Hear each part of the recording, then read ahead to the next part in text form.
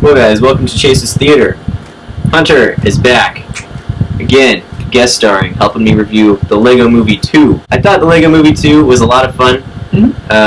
Starting off with the pros. The animation was great, obviously. I think it's so cool how they can so realistically make these animated figures look like actual Lego people. Exactly. It just really made you feel connected to the movie, like, wow, this is like I'm actually, building Legos at my house. Yeah, I don't know, to me it just showed all of the hard work that went into this movie, like all those small details they put in there in the animation style. It's great.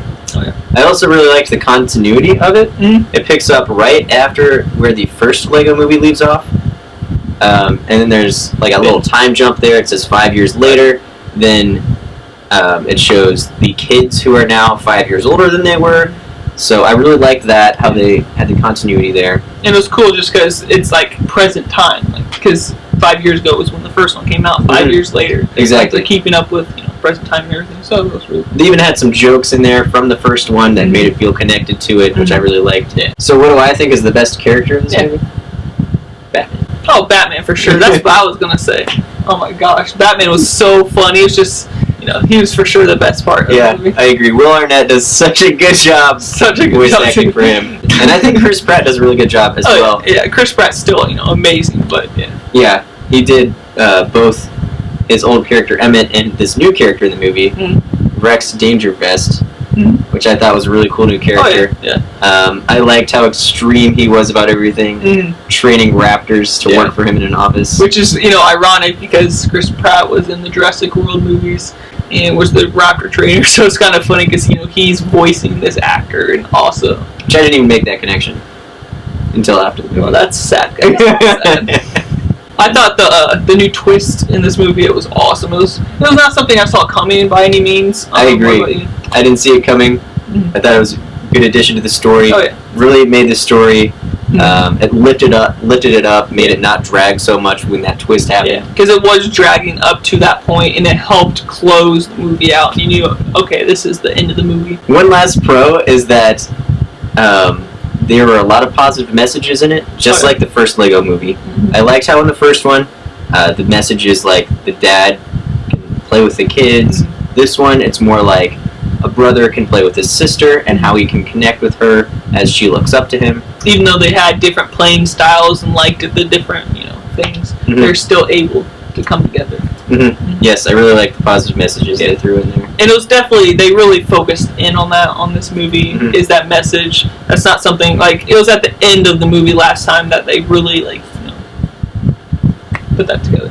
Whereas in this one, it was more all throughout. Yeah. And that's actually brings us to the cons, and that's my biggest con with the movie, is that in this one, a lot of the focus is on the kids. It's more like the kids are driving the story forward.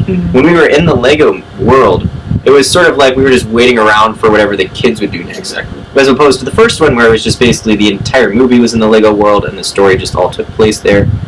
And this was the Lego movie. I mean, I was wanting more of the story to drive through the Legos and not more so the kids. Yeah. Yep. And another con for me was the scene they mentioned Armageddon like a million times. Yeah. And throughout the whole movie, it was kind of, I don't know, it was unnecessary to some degree. Yeah, Armageddon was basically just a plot device to move the story forward, but the story never really seemed to move forward. There were also some confusing points in the story that we're not going to get into because they're kind of spoilery. Yeah. But it was sort of like, why was that in there?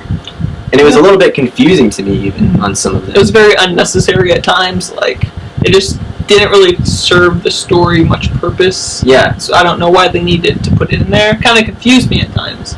And I'm sure it would confuse, little kids at the same time. Yeah. So yeah, I mean, if it confused an adult, I'm sure it would confuse kids. I don't know. It seemed like they could have just skirted around that and made it a little bit different. Yeah. Or handled it a little bit better. Yeah. Another thing I really didn't like was the music in this movie. There was way too much of it. Every time a new song would play, I'd be like, oh my goodness. Even Batman agreed in the movie. Yes. It's like, another song. Yeah. That's exactly what I said in the same moment. I didn't want to watch High School Musical. I wanted to watch it. Yeah. And I mean, a couple songs or whatever is fine. Yeah. But it just seemed like they were so long and they took not so good much at all. Yeah, they were not good. Yeah, the main song, like, "This is gonna get stuck in your head," was literally the lyrics. I'm like, I don't want this to get stuck in my head. It's not even a good song. It's annoying. I mean, I know they did that on purpose, but still, it was extremely annoying. It was annoying.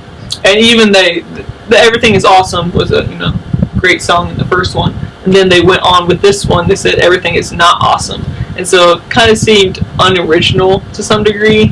I get why the song was being said in the moment, but I don't know. I feel like they could have made something different than that. Okay. What do you think? I actually liked that part, how they tied it in from the first movie.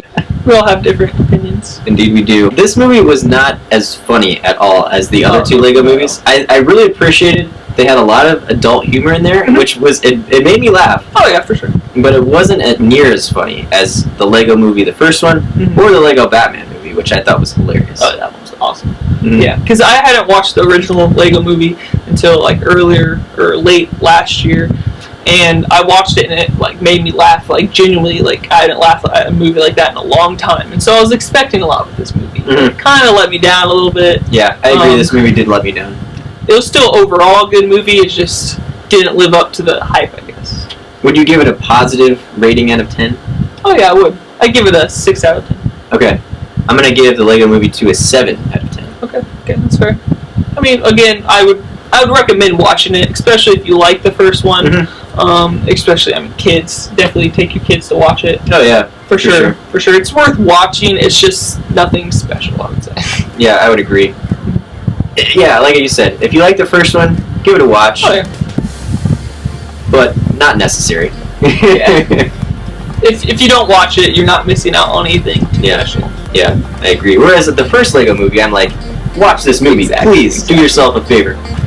But the first movie was such a surprise delight to me. So anyway, guys, thanks for checking out our review of the Lego Movie 2. Please make sure to like and subscribe, and we'll see you for our next review.